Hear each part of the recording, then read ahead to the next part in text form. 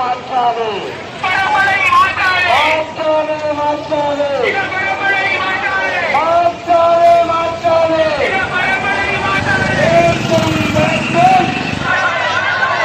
வேண்டும் வேண்டும் வேண்டும் வேண்டும் எமது நிலம் எமது நிலம் எமது நிலம் வவுனியா வடக்கு வவுனியா வடக்கு தமிழ் மக்களுடைய சரித்திரத்திலே மிக முக்கியமான ஒரு திருப்பு முனையான போராட்டமாக இது அமைகிறது. ஏனென்றால் பல தசாப்தங்களுக்கு முன்னராகவே தயாரிக்கப்பட்ட இந்த இனப்பரம்பலை மாற்றுகிற இந்த திட்டம் இப்பொழுது நடைமுறைக்கு கொண்டு வரப்படுகிறது. அமைச்சரவை அங்கீகாரம் கடந்த திங்கட்கிழமை கொடுக்கப்பட்டிருக்கிறது.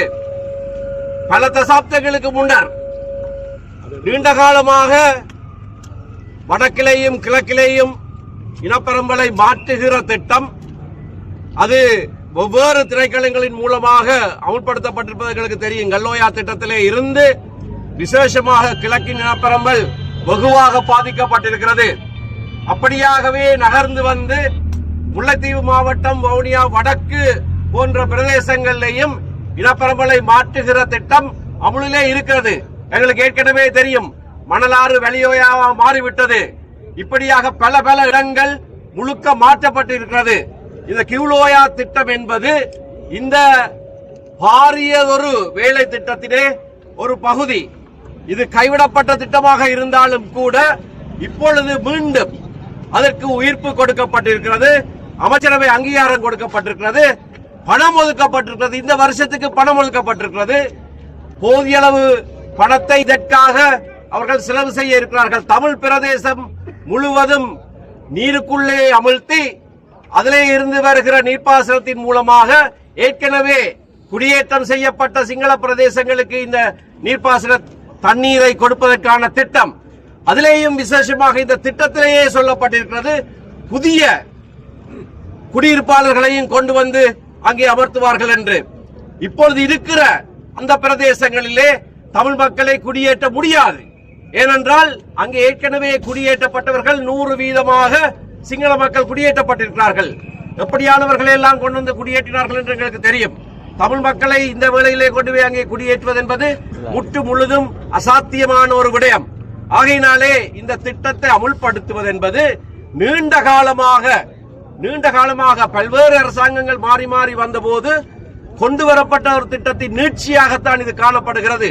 இந்த அரசாங்கம் மிக தெளிவாக ஒரு வாக்குறுதியை கொடுத்திருந்தது.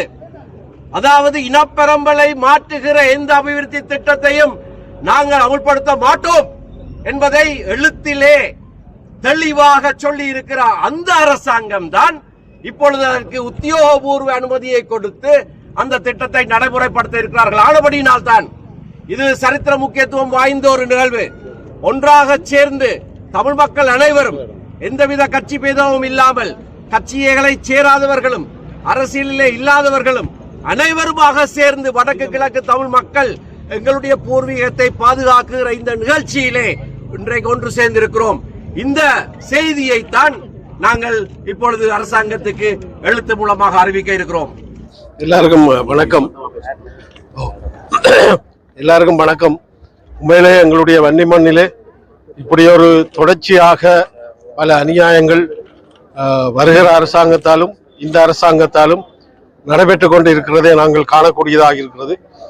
எங்களுடைய ஆயுத போராட்டம் நடந்த இந்த மண்ணிலே எங்களுடைய மக்களே எம்பிபிக்கு வாக்களித்து எங்களுடைய கண்ணை குத்துவதற்கான வாய்ப்பை நாங்கள் எல்லாரும் எங்களுடைய வாக்களித்த மக்கள் எல்லோரும் சேர்ந்து அந்த பரிசை பெற்றிருக்கிறோம் என்பதை இங்கு கவலையுடன் தெரிவித்துக் கொள்ள விரும்புகின்றேன். எங்களுடைய மக்களுடைய வாக்குகளை பெற்றுக்கொண்டு எங்களுடைய வன்னி மண்ணிலே ஒரு ஆயுத போராட்டத்தை ஒரு தியாகத்தை செய்த வரலாற்றை கொண்ட இந்த வன்னி மண்ணின் மீது சிங்கள குடியேற்றங்களை கொண்டு வந்து எங்களுடைய இனப்பரம்பல் பூர்வீகம் வடக்கு கிழக்கிலே தமிழர்கள் வாழ்ந்தார்கள் என்ற பூர்வீகத்தை ஒழிக்கின்ற வகையில் வரலாற்றை சிதைக்கின்ற வகையிலே இந்த எம்பிபி அரசாங்கம் முழு மூச்சாக செயல்பட்டு வருகிறது. அது பரவலாக எங்களுடைய வடக்கு கிழக்கிலே, குறிப்பாக வடக்கிலே அபிவிருத்தி என்ற போர்வையில் அடிக்கடி ஜனாதிபதி யாழ்ப்பாணம் வந்து போகின்ற அந்த நிலையிலே மக்கள் அவரை பார்ப்பதற்கு சாரசாரையாக செல்லுகின்ற அந்த சூழலிலே எங்களுடைய நிலங்கள் அபகரிக்கப்படுகின்ற ஒரு சூழ்ச்சியை இந்த அரசாங்கம் செய்து வருகிறது. மக்கள் மீது தாங்கள் நன்மை கொண்டவர்களாக, அன்பு கொண்டவர்களாக வெளியிலே காட்டிக்கொண்டு இரகசியமாக திணைக்களத்தை கொண்டு செய்கின்ற அனைத்து அடாவடித்தனங்களையும் செய்துவிட்டு இப்பொழுது தண்ணி கொடுப்பதாக பல ஏக்கர் கணக்கிலே காடுகளை அழித்து மீண்டும் சிங்கள குடியேற்றத்தை கொண்டு வந்து எங்களுடைய வன்னி மண்ணிலே அந்த துவக்கை எடுத்து போராடி மாவீரர்களாக, போராளிகளாக மறித்த அந்த இளைஞர்கள், அந்த யுவதிகள், எங்களுடைய மக்கள் மீது அவர்கள் தங்களுடைய கால்களை வைத்துக் கொண்டு எங்களுடைய நிலத்தை அபகரிக்கின்ற சூழலை இன்றைக்கு ஏற்படுத்தி இருக்கிறார்கள். ஆகவே நாங்கள் தமிழர்கள் என்ற ரீதியிலே நாங்கள் ஒரு காலம் இந்த மண்ணை விட்டுக் கொடுக்க முடியாது போராட்டத்தை செய்தவர்கள் என்ற வகையிலே இந்த வன்னி மண்ணிலே ஒரு காலம் எங்களுடைய நிலங்களை கைப்பற்றுவதற்கு எங்களுடைய மக்கள் அனுமதியை தரமாட்டார்கள் என்பதை மிக எச்சரிக்கையோடு சொல்லிக்கொள்ள விரும்புகின்றேன். இந்த அனுரா அரசாங்கத்துக்கு குடியேற்ற வேண்டும் என்ற ஒரு அரசின் கொள்கை யுத்தத்துக்கு பின்னர் இருக்கிறது. 25% சிங்கள மக்களை குடியேற்றினால்தான் பிற்காலத்தில் இவர்கள் தமிழீழ கோரிக்கையை முன்வைக்க மாட்டார்கள் என்ற ஒரு திட்டம் எல்லா அரசாங்கத்திடமும் இருக்கிறது. அதனுடைய ஒரு தொடர்ச்சியாகத்தான் இந்த கிவிலோயா என்று சொல்வது கூட ஏற்கனவே ஜேஆர் ஜெயவர்தன அரசாங்கத்திற்கு தெரியும். மகாவலி எல்வலயத்திற்கு மகாவலி தண்ணி வர மாட்டாது என்பது அவர்களுக்கு தெரியும். அப்படி இருந்தும் மகாவலி எல்வலயம் ஏன் கொண்டு வரப்பட்டது என்றால் சிங்கள மக்களை குடியேற்றுவதற்காக கொண்டு வரப்பட்டது. முக்கியமாக சிறைச்சாலைகளில் இருந்தவர்கள் கிரிமினல் கொண்டு குடியேற்றப்பட்டார்கள். இன்றைக்கு அவர்களுக்கு தண்ணீர் தேவை. அவர்களுக்கு தண்ணீர் தேவை என்பதற்காக மிச்சம் சொச்சமாக இருக்கக்கூடிய பழங்குடி தமிழ் மக்களுடைய நிலங்களை கபலீகரம் செய்து 10,000 ஏக்கர் காடுகளை அழித்து அங்குள்ள சிறு குளங்கள் வயல்களை அழித்து தமிழ் மக்களை அந்த மண்ணில் இருந்து விரட்டி அவர்கள் ஒரு புதிய நீர்ப்பாசன திட்டத்தை கொண்டு வர யோசிக்கிறார்கள். அதனுடைய முக்கியமான நோக்கம் என்னவென்றால் இந்த குடியேற்றங்கள் இதனுடன் முடிந்து போகாது. நெடுங்கேணி, மாங்குளம், பவனிக்குளம், மடு ஈராக அவர்களது இந்த மகாவலி அபிவிருத்தி திட்டத்தினுடைய சிறகுகள் பறந்து விரிந்திருக்கிறது. ஆகவே அவருடைய குடியேற்றங்கள் என்பது வவுனியாவை சுற்றி வளைத்து அந்த குடியேற்றங்கள் என்பது நடக்கும் என்பது மாத்திரமல்ல, திருகோணமலை மாவட்டத்தில் என்ன மாதிரி சேருவாவில் என்ற ஒரு சிங்கள தொகுதி வந்ததோ அதே பாணியில் வவுனியாவிலும் முல்லைத்தீவையும் இணைத்து ஒரு சிங்கள தொகுதியை கொண்டு வருவதற்கான ஒரு முயற்சியினுடைய ஒரு கட்டம்தான். நாங்கள் கேட்பதை நீங்கள் இனவாதம் என்று சொல்வதை அரசாங்கம் நிறுத்திக் கொள்ள வேண்டும். நாங்கள் இனவாதிகள் அல்ல, மதவாதிகள் அல்ல. சிங்கள மக்களுடைய பிரதேசங்களை நாங்கள் கேட்கவில்லை. தமிழ் மக்களுக்கு உரித்தான தமிழ் மக்களின் நிலங்களை, தமிழ் மக்களின் குலத்தை, தமிழ் மக்களின் மண்ணை கேட்கிறோம். போராட வந்த அனைவரும் இந்த போராட்டம் இத்துடன் நிறுத்திவிடக் கூடாது. அரசாங்கம் இதை கைவிடும் வரையில் இவை தொடர வேண்டும் என்று கேட்டு விடைபெறுகின்றேன் என்பது எங்களுடைய முக்கிய இப்போது கிபிலோயா என்று கொண்டு வந்து எங்களுடைய வவுனியா வடக்கிலும் முல்லைத்தீவிலும் அட்டகாசமான அபகரிப்புகள் நடைபெற்றுக் கொண்டிருக்கின்றன. இந்த கிபிலோயா என்ற திட்டத்துக்குள் அவர்களுடைய திட்ட அறிக்கையிலேயே கிடக்க என்னென்றால் இந்த திட்டத்தால் பயனடைய போகின்றவர்கள் யார் என்றால் 4372 குடும்பங்கள், ஏற்கனவே குடியேற்றப்பட்ட குடும்பங்கள் பயனடைய போகின்றவர்கள். இதைவிட 1672 குடும்பங்கள் குடியேற்றப்பட உள்ள குடும்பங்கள். அப்படி என்றால் எங்களோட தமிழ் மக்கள் ஒருவருக்கும் இதனால் பயனும் இல்லை, ஒன்றுமில்லை. ஆனால் ராமன்குளம், கொட்டோடக்குளம், சன்னமுற்ற குளம், திரிவச்ச குளம், இப்படி குளங்கள், ஏராளமான குளங்களை அபகரிக்கின்றார்கள். இப்படியான ஒரு பக்கம் குளங்களோடு சேர்ந்த வயல் நிலங்களை அபகரிக்கின்றார்கள். இது இவ்வளவும் தமிழர்களுடைய பூர்வீக சொத்து. இப்படியான நிலைமையில ஒரு மோசமான, ஒரு கீழ்த்தரமான நடவடிக்கைகளை செய்து கொண்டிருக்கின்றார்கள். ஒரு விடயத்தை குறிப்பிடுகின்றேன். எங்களுடைய யாழ்ப்பாண நூலகம் எரிக்கப்பட்ட போதும், யாழ்ப்பாண நூலகம் எரியூட்ட ஃபைட் நடந்து கொண்டிருக்குது, சண்டை நடந்து கொண்டிருக்குது. அதுக்குள்ள யாழ்ப்பாண நூலகத்தை எரிக்கணும் என்ற சிந்தனை அவர்களுக்கு ஏன் வந்தது என்றால் அறிவு சார்ந்த ஒரு விடயத்தில் கை வைக்க வேண்டும் என்ற ஒரு நிலை வந்தது. அப்படி இருக்கும்போது இங்கே 47 தொல்லியல் இடங்கள், 47 தொல்லியல் சார்ந்த தமிழ் மக்களோடு சார்ந்த இடங்கள், தமிழ் மக்களுடைய தொல்லியல் இடங்கள், எங்களுடைய தொல்லியல் இடங்களையும் அளிக்கின்றார்கள். இதிலே இருந்து ஒன்றை விளங்கிக் கொள்ளுங்க, எங்களுடைய பூர்வீக தமிழ் இடங்கள் என்று நாங்கள் சொல்லக்கூடிய தொல்லியல் இடங்கள் கூட இங்கே அளிக்கப்படுகின்றது. ஆனால் காரணம் என்ன? எங்களுடைய தமிழ் மக்கள் இங்கே ஏற்கனவே வவுனியா வடக்கில கல்வியால நாங்கள் வீழ்ந்து கொண்டிருக்கின்றோம். காரணம் என்ன? இவர்கள் இப்படி காணி பிடிக்க என்னென்று இருக்கிறது மக்கள் இப்படியான நிலைமைகள் இருக்குது. வவுனியா வடக்க நாங்கள் காப்பாற்ற வேண்டும் என்றால் நாங்கள் எல்லோரும் போராடத்தான் வேணும். நாங்கள் எங்கேயோ எங்கள் இருக்கிற இடத்துல அன்றைக்கு பாராளுமன்றத்தில் கலைக்க போக எங்களுக்குரியதாக தெரிவிக்கப்படாத இடத்துல நாங்கள் போய் கலைக்க வேண்டி இருந்தது. ஆனால் நானும் சத்தியலிங்கம் டாக்டரும் உடனடியாக தேடி தெரிஞ்சு போக நாங்கள் கலைக்க போக அவர்களுக்கு வியப்பு என்னென்றால் எங்களுடைய இப்படியான சம்பவங்களை நாங்கள் சுட்டிக்காட்டி கதைத்தோம். எங்களுடைய இடம் நாங்கள் அம்பாந்தோட்டைக்கு விரையில காணி பிடிக்க அல்லது மாத்தரைக்கு விரையில காணி பிடிக்க நாங்கள் எங்கட வடக்கு கிழக்கு எங்களுடைய பூர்வீக தமிழர் தாயகம். அதனால எங்கட இடத்திற்கு வந்து நீங்கள் மோதாதீங்க. ஜானி எங்களோட மோதப்பட போனோம். ஜானிய மோதப்படாதீங்க. தேவை என்றால் நீங்கள் வாங்க, நாங்கள் மோதுவோம் என்று குறிப்பிட விரும்புகிறேன்.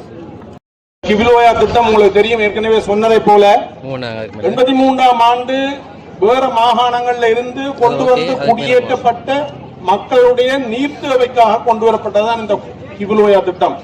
இங்க மகாவலி தண்ணி வேற இல்ல, நெடுங்கேணியில பெய்கிற மழை நீரை சேகரித்து குடியேற்றவாசிகளுக்கு கொடுப்பதானதான் இந்த கிவிலோயா திட்டம்.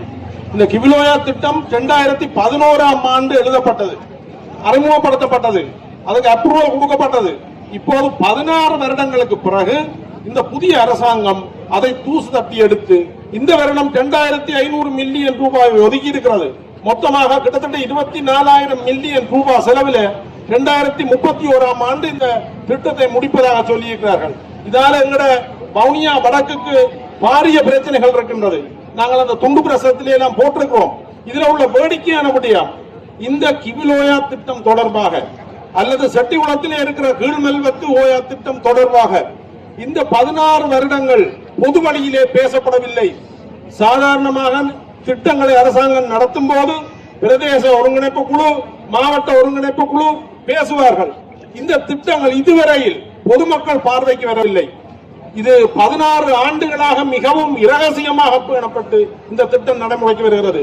இது எங்களுக்கு பாதகம் இல்லாத திட்டமாக இருந்தால், வடக்கிலே வாழுகின்ற தமிழ் பேசுகின்ற மக்களுக்கு பாதகம் இல்லாத திட்டமாக இருந்தால் இன்று வரை ஏன் நீங்கள் இந்த ஒருங்கிணைப்பு குழு கூட்டங்களுக்கு கொண்டு வந்து அனுமதி எடுக்காமல் 2500 மில்லியன் ரூபாவை இந்த நாடு ஒரு பொருளாதார வங்குரோத்து நிலையில் இருக்கும் போது, ஏனைய தேவைகள் நிறைய இருக்கும் போது இந்த கிவிலோயா திட்டத்துக்கு ஆரம்பிப்பதற்கு 2500 மில்லியன் ரூபாய் ஒதுக்கி இருக்கிறார்கள். அந்த வகையிலே இந்த திட்டம் என்பது எங்களுடைய இருப்பை, வவுனியாவினுடைய நிலத்தை கபலீகரம் செய்கின்ற, எங்கட இருப்பை சூறையாடுகின்ற, இந்த மாவட்டத்தினுடைய அல்ல வன்னி பிரதேசத்தினுடைய இனப்பரம்பலை மாற்றுகின்ற ஒரு திட்டமாகத்தான் இந்த கிவிலோயா திட்டத்தை நாங்கள் பார்க்கிறோம்.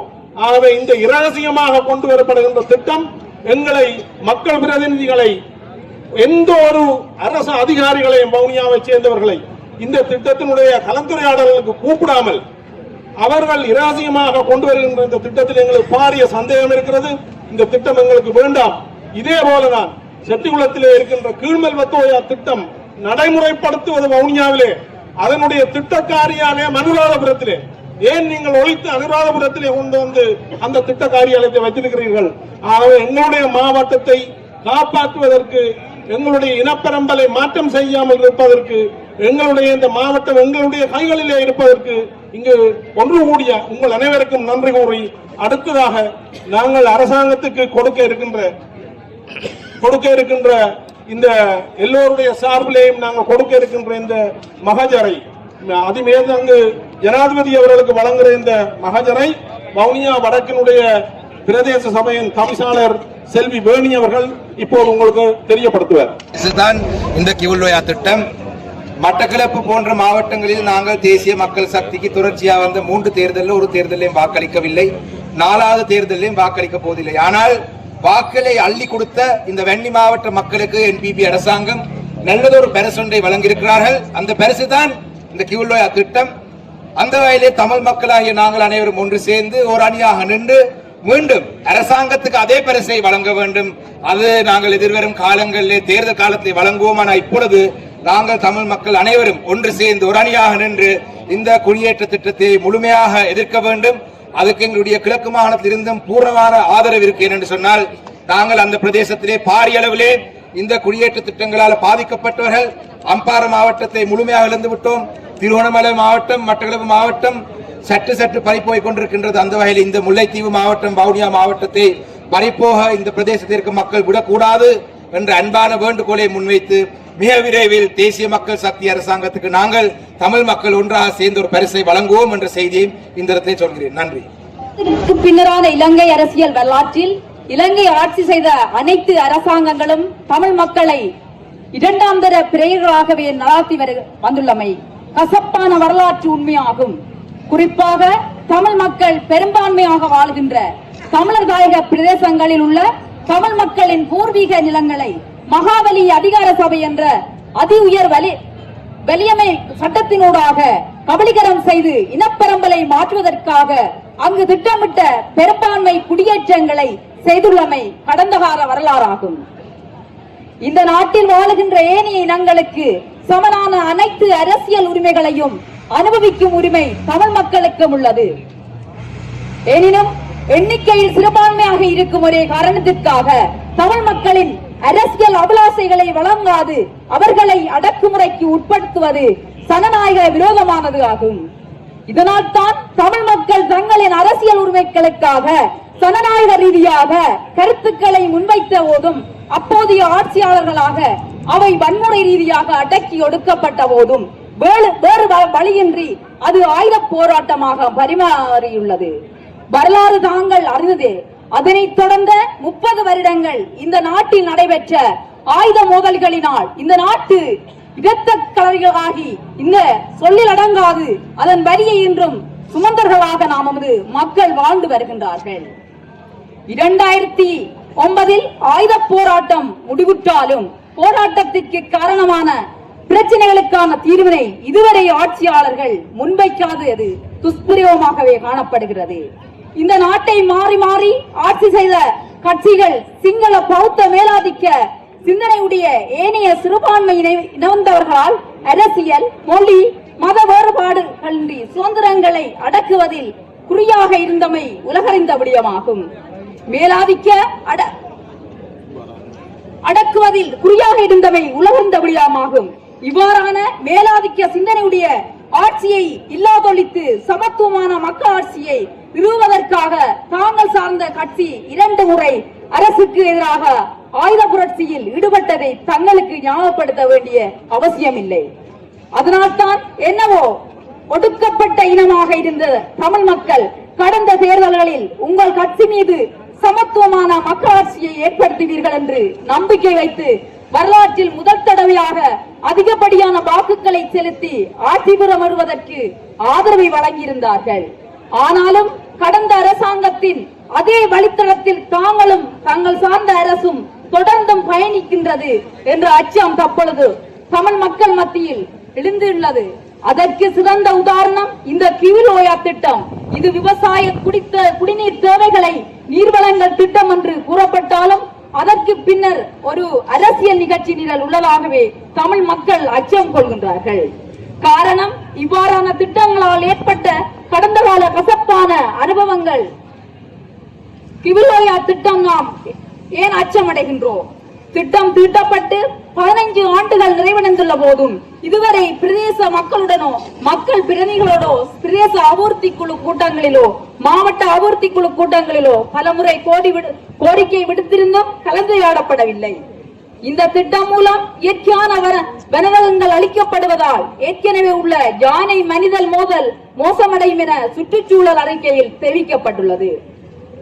திட்ட முன்மொழிவில் புதிய குடியேற்றவாசிகள் குடியேற்றப்படுவார்கள் என குறிப்பிடப்பட்டுள்ளது. இது நமது பிரதேச இனப்பரம்பலை பாதிக்கும். திட்ட நோக்கத்திற்காக பல ஆயிரம் ஏக்கர் காடுகள் அளிக்கப்பட்டுள்ளது. இதனால் இலங்கையிலெங்கும் காணப்படாத தாவர மற்றும் விலங்கு வகைகள் அழிவடைவது அருகிவரும் தாவர விலங்கினங்களின் முழுமையாக அழிவடையும் அபாயம் உள்ளது. வெடிவைத்தகள் மற்றும் பட்டிக்குடியிருப்பு கிராம சேவையாளர் பிரிவுகளுக்கு சொந்தமான தமிழ் மக்களின் பாரம்பரிய பிரதேசங்களை இழக்கும் அபாயம் ஏற்பட்டுள்ளது. இத்திட்டத்தை நடைமுறைப்படுத்துவதற்காக வவுனியா வடக்கு பிரதேச செயலாளர் பிரிவுக்குட்பட்ட 13,000 ஏக்கருக்கு அதிகமான நிலம் வனவள திணைக்களத்தினால் மகாவலி அபிவிருத்தி அதிகார சபைக்கு விடுவிக்கப்பட்டுள்ளது. தமிழ் மக்கள் தமது விவசாய தேவைகளுக்காக வேலி அடைப்பதற்காக மரங்களை வெட்டினால் சிறையில் அடைக்கும் வனவள திணைக்களம் யுத்தத்தினால் கைவிடப்பட்ட குளங்களையும் வயல்களையும் அதன் உரிமையாளர்கள் துப்புரவு செய்தால் அவர்கள் மீது வழக்கு தொடரும் வனவள திணைக்களம். என்ன நோக்கத்திற்காக ஆயிரக்கணக்கான ஏக்கர் வனாந்திரத்தை மேற்படி திட்டத்திற்காக விடுவித்தனர்? அதிமேலகு சனாதிபதி அவர்களே, இனப்பரம்பலை மாற்றும் செயற்பாடுகளுக்கு முற்றுப்புள்ளி வைக்கப்படும் என்ற உங்கள் தேர்தல் வாக்குறுதி எங்கே? இனப்பரம்பலை மாற்றும் செயற்பாடுகளுக்கு முற்றுப்புள்ளி வைக்கப்படும் என்ற உங்கள் தேர்தல் வாக்குறுதி எங்கே? கடந்த அரசாங்கங்களைப் போல எமது வாழ்வுரிமையை பறிக்க விரும்புகிறீர்களா? கடந்த அரசாங்கங்களைப் போல எமது வாழ்வுரிமையை பறிக்க விரும்புகிறீர்களா? ஆகவே அபிவிருத்தி என்ற போர்வையில் நடைமுறைப்படுத்தப்படும் இவ்வாறான தமிழ் மக்களின் வாழ்வுரிமையை பாதிக்கும் கிவில்ஓயா திட்டம் தமிழ் மக்களாகிய நாம் புறக்கணிக்கின்றோம். தமிழர் தாயகத்தில் மற்றொரு நில ஆக்கிரமிப்பு இனியும் வேண்டாம். தமிழர் தாயகத்தில் மற்றொரு ஆக்கிரமிப்பு இனியும் வேண்டாம். தமிழர் தாயகத்தில் மற்றொரு நில ஆக்கிரமிப்பு இனியும் வேண்டாம். தமிழ் மக்கள் சார்பாக ஒன்றிணைந்த தமிழ் கட்சிகள்